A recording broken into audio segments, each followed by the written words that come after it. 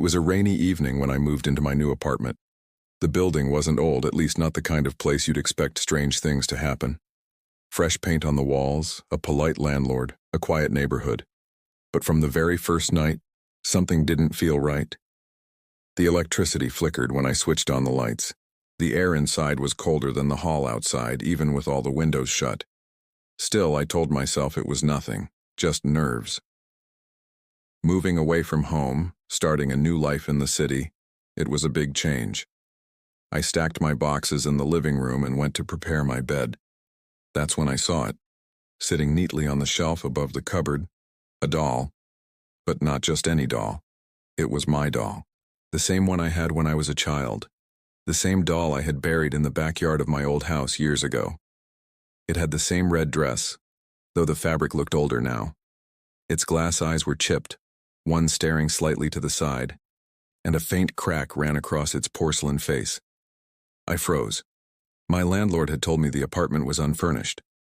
So how was my childhood doll sitting in my room? I didn't touch it that night. I told myself I must be imagining things, that maybe it just looked similar.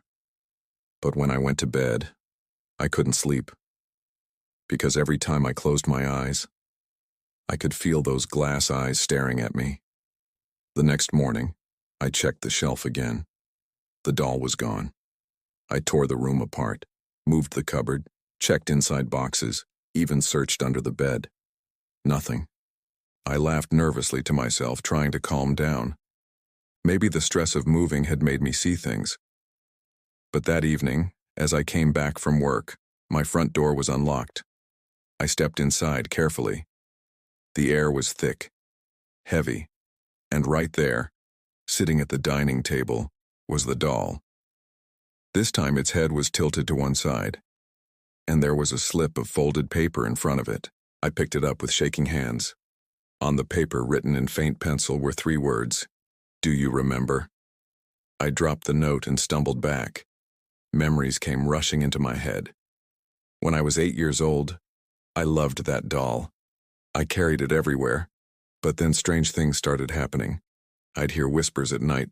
Objects would fall off shelves when no one was near them. Once my dog wouldn't stop barking at the doll, growling, teeth bared, until he finally ran away and never came back. And then there was that night. The night I swore I saw the doll move, its head turning slowly towards me in the dark, its cracked lips stretching into something like a smile. I buried it the next morning in our backyard, deep under the old neem tree, and I promised myself I'd forget it ever existed. But here it was, sitting in my new apartment, staring at me again. That night, I tried to get rid of it. I took the doll, wrapped it in a cloth, and tossed it into the garbage chute of the building. I heard it slam against the bottom, echoing as it fell. Relieved, I locked my door and tried to sleep.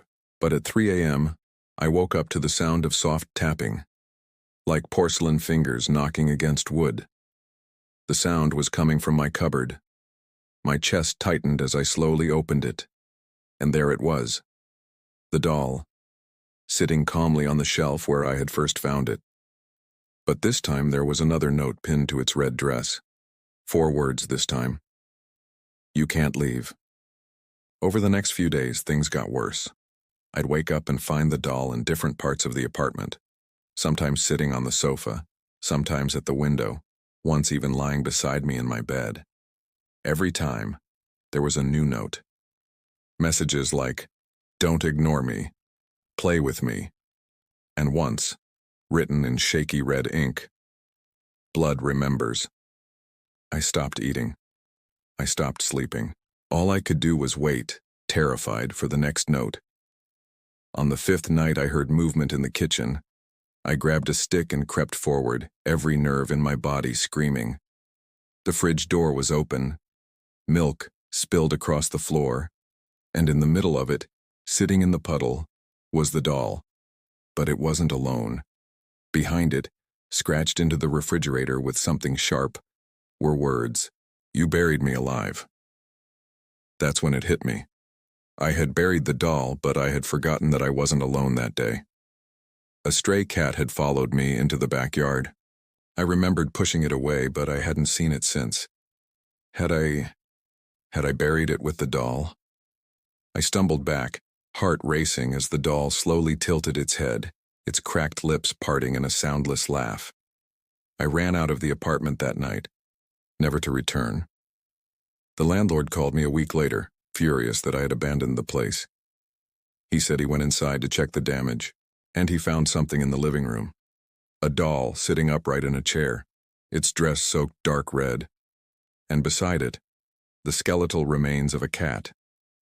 If you like this story, don't forget to subscribe for more chilling tales. Some dolls are just toys, but some are graves that never forget.